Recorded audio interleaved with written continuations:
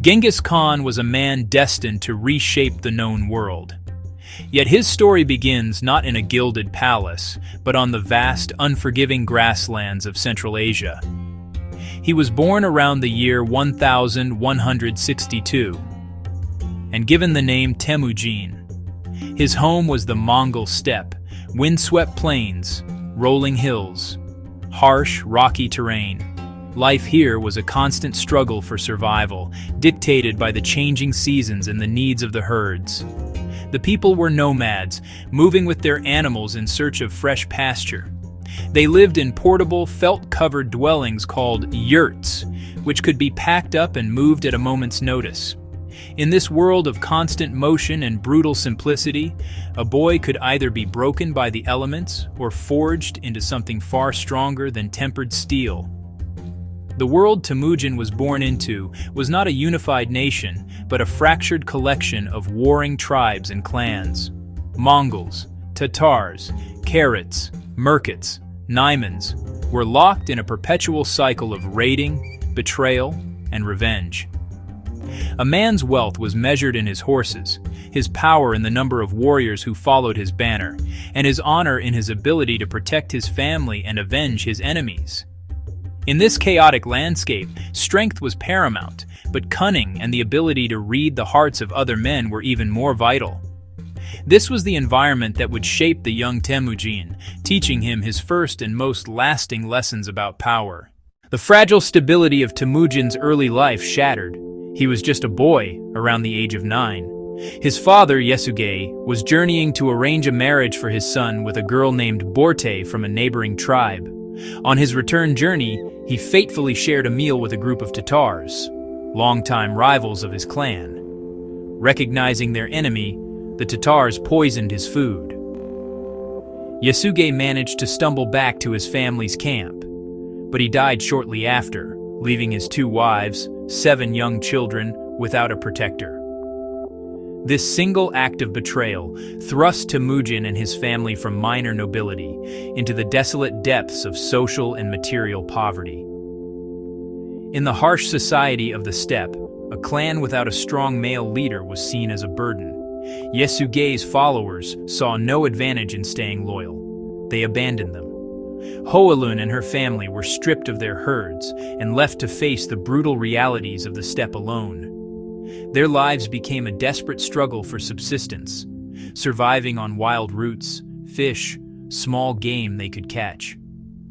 This period of extreme hardship was a crucible for the young Temujin.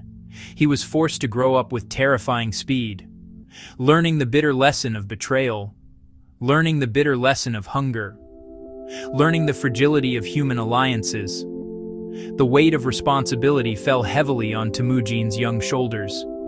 As the eldest son, he had to provide for his mother and siblings. He learned to hunt with a fierce determination, to track animals across the plains, to anticipate the moves of prey and of human enemies. One famous story tells of a conflict with his half-brother Begder over a hunted bird. In a stark display of ruthless pragmatism, Temujin, with the help of his brother Kasar, ambushed and killed Begder. This brutal act, while condemned by his mother, demonstrated a core belief that would define his leadership. Threats to his authority, the unity of his group, no matter how close to home, had to be eliminated for the good of the whole. This period of isolation and struggle was not without its lessons in loyalty. Temujin began to understand bonds forged not by blood, but by shared experience and mutual respect. He formed a crucial friendship with Jamuka. They became sworn brothers, or Onda, in a traditional ceremony. He also never forgot the arranged betrothal to Borte. When he came of age, he sought her out and claimed her as his wife, fulfilling his father's promise. Shortly after their marriage, however, the Merkits raided his camp and kidnapped Borte, in revenge for the kidnapping of Hoelun a generation earlier. The abduction of his wife Borte was a profound humiliation, but it galvanized Temujin into action. He had no army and no resources, so he turned to the alliances he'd cultivated. He sought help from his sworn brother Jamuka. He appealed to Togrul, leader of the Kere. Togrul agreed to help. The three leaders amassed a formidable army. They marched on the Merkits. The campaign was a resounding success. The Merkit camp was crushed.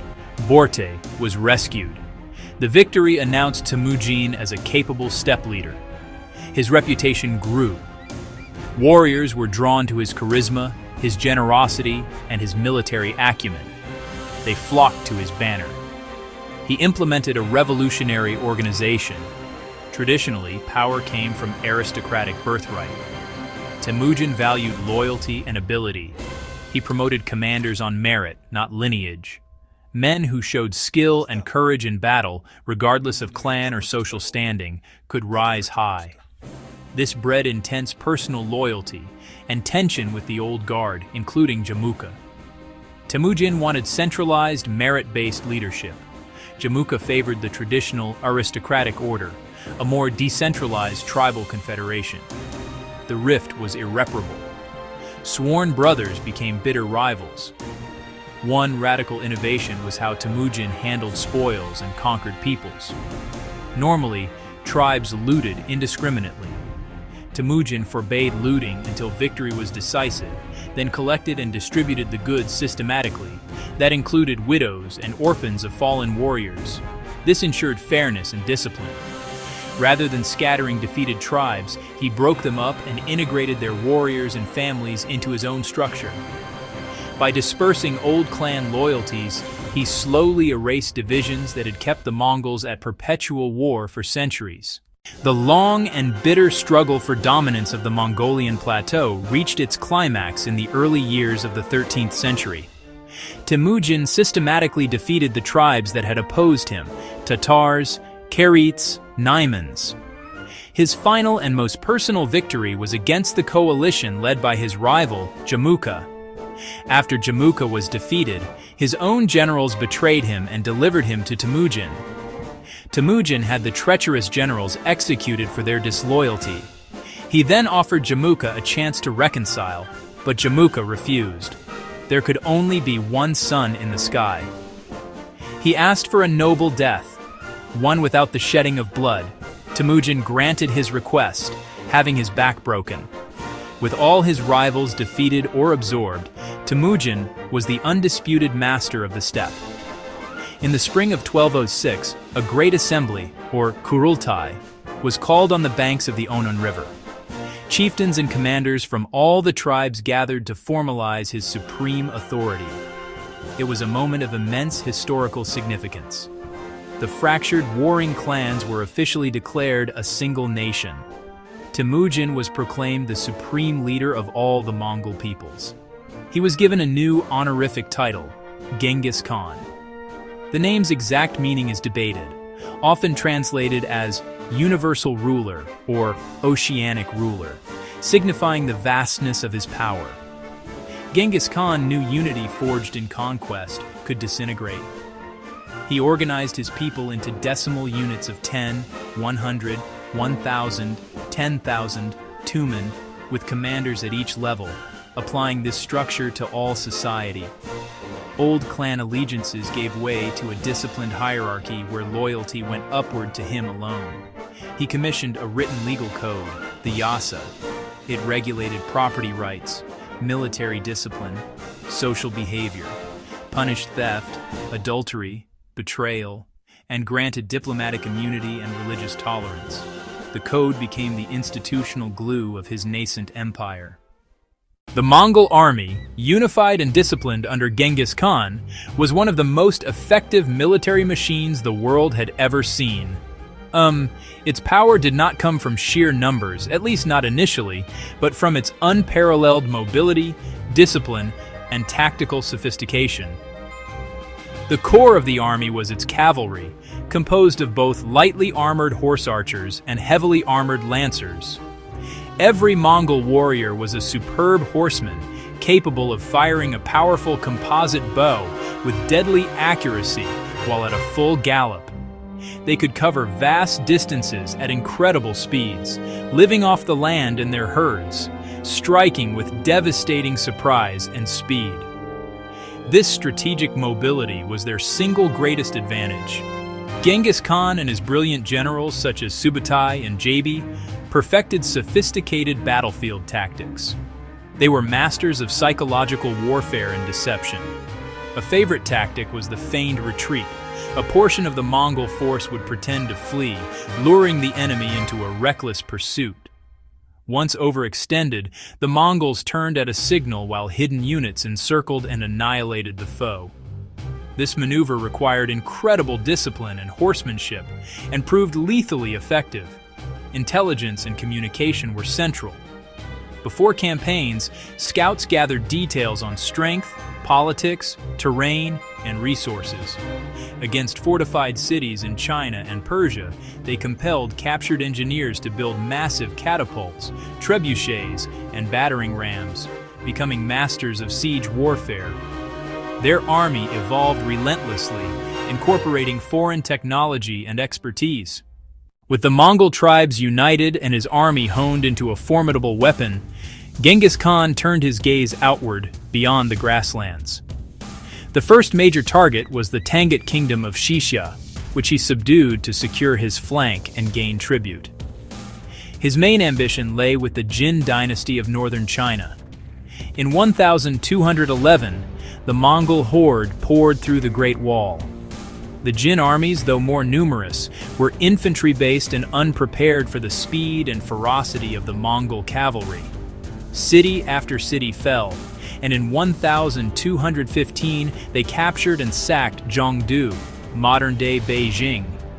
While the war in China continued, a fateful incident to the west altered everything. Genghis sent merchants and envoys to the Khwarezmian Empire, Iran, Afghanistan, Central Asia. At Otrar, the governor killed the merchants and seized their goods. When Genghis demanded justice, the Shah had the lead envoy executed, an unforgivable insult. His response was swift and terrible.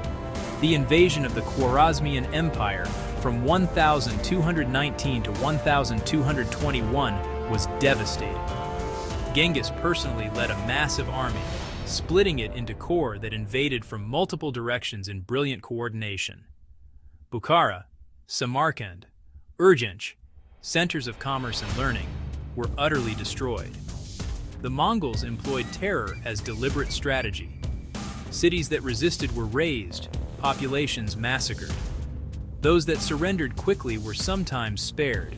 The message was clear: resistance was futile. The destruction forever changed the demographic and cultural landscape of Central Asia. Subutai, Jebe, to lead a legendary reconnaissance force of some 20,000, chasing Shah Muhammad II to his death. They circled the Caspian Sea, defeated Georgia and the Cumans on the Russian steppes, then returned to the main host. This great raid was a stunning feat of arms, exploration, and intelligence gathering, mapping the routes of future incursions into Europe. The world had been put on notice. The scale was simply unprecedented. While Genghis Khan is most famous as a conqueror, his vision extended far beyond the battlefield. He was an instinctive and pragmatic state builder who knew an empire couldn't be held together by force alone. His greatest non-military achievement was establishing law and order. The Yasa created predictable rule and forbade kidnapping women, theft of animals, desertion, actions that fractured cohesion. One remarkable aspect was religious tolerance. The Mongols believed in Tengri, yet were pragmatic. So long as religion didn't fuel rebellion, worship could continue. Clergy and institutions were often exempted from taxes and service. He created a meritocratic bureaucracy. Top posts went to generals and kin, but he recruited talented locals without hesitation, valuing literacy and administrative experience. Uyghur scribes adapted writing for Mongolian. Khitan and Chinese advisors served at court. Muslim merchants oversaw finance and trade, improving governance and tax collection. This new order, the Pax Mongolica, reshaped Eurasia. The conquests were violent, but the period brought unprecedented security to overland routes. The Yasa crushed banditry. For the first time, a merchant could travel from the Black Sea to China with a single system of laws, weights, measures, and relative safety. This continental unification, however brutal, transformed global trade and cultural exchange. The effects were long-lasting. To control his sprawling empire, Genghis Khan understood the absolute necessity of rapid and reliable communication. The solution was the yam, an imperial messenger and relay system, the central nervous system of the Mongol state, with staffed stations, fresh horses, food, and lodging at regular intervals. An imperial messenger with a Pisa could demand a fresh mount and supplies at any station. They could travel at incredible speeds, up to 200 miles in a day. The yam carried more than dispatches: intelligence, commands, tax revenues, official reports, diplomatic correspondence. Approved merchants and travelers used it too, reducing time and risk. Mongol protected routes acted like a continental conveyor belt. Chinese inventions moved west: gunpowder, printing, the magnetic compass, porcelain, while Persian astronomy, mathematics, Islamic medicine, foods and crops moved east. The Mongols were connectors, moving artisans and intellectuals to where skills were needed. Genghis Khan's final campaign targeted Xixia, which had betrayed an earlier alliance. In 1227, the Great Khan died, cause unknown, fall from horse, illness, or battle injury. He was buried in a secret, unmarked grave in the Khenti Mountains. Funeral escort allegedly killed all they met. Slaves who built the tomb were killed, then the guards. His grave was never found. The mystique endures. It's one of those enduring mysteries. After Genghis Khan's death, his sons and grandsons continued his project of world conquest. His immediate successor, his third son Ogedei, was elected Great Khan and oversaw the expansion of the empire to its greatest extent. The Mongol armies pushed into Russia, Poland, Hungary. They completed the conquest of China and solidified rule over Persia. At its peak, the Mongol Empire was the largest contiguous land empire in history. It connected disparate civilizations, creating a globalized world for the first time, facilitating movement of people, goods, and ideas on an unprecedented scale. The legacy of Genghis Khan is profoundly complex and fiercely debated. In Persia, Russia, and parts of China, his name is synonymous with barbaric cruelty and the destruction of great civilizations. The conquests caused immense suffering and death, setting back development for generations in some regions. However, in Mongolia, he is revered as founding father, a brilliant leader who united tribes, gave national identity, a writing system, a legal code, and led them to unprecedented glory. Statues dominate Ulaanbaatar. His face adorns the currency. He stands as a symbol of national pride, strength, and a golden age. Beyond polarized views, historians see a world historical figure who shattered old empires and created new realities. The Pax Mongolica created conditions for the first significant direct contact between Europe and China, accelerating technology, trade, and ideas. The global connections of today echo the world the Mongols made. He was a conqueror, a unifier, a lawgiver, and a destroyer. A man whose actions, born on the harsh Mongolian steppe, set forces in motion that rippled across continents and centuries.